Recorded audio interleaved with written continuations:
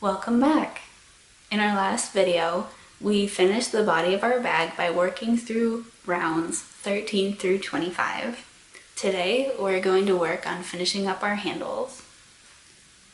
For our first handle, join your fabric to the top edge of the bag. I used a slip stitch, 1/3 of the way from the right hand side. Make 37 chains. Join your fabric to the top edge of the bag. Again, I used a slip stitch, 1/3 of the way from the left hand side. For example, my ends are separated by about 10 stitches. Turn your work and make 1 double crochet in each chain. Bind off and trim your end. Stitch your ends with a needle and thread to the inside of the bag so they stay secure. I knotted and wove my ends in a bit first for some more security. And now you finish your first handle.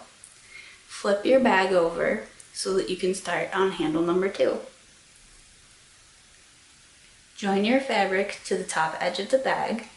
I used a slip stitch, 1/3 of the way from the right hand side. Make 37 chains. Join your fabric to the top edge of the bag. I used a slip stitch, 1/3 of the way from the left hand side. My ends, again, are separated by about 10 stitches. Turn your work, make 1 double crochet in each chain. Bind off and trim your ends. Stitch your ends with a needle and thread to the inside of the bag so they stay secure. I knotted and wove my ends in a bit first for some more security. And that's it. Your handles are done. This bag is now ready to take wherever you want to go and carry whatever you need. I did test mine out a little bit and it does stretch, but I think it's definitely good for carrying very bulky items, not so much heavy items. I hope you had as much fun making this bag as I did.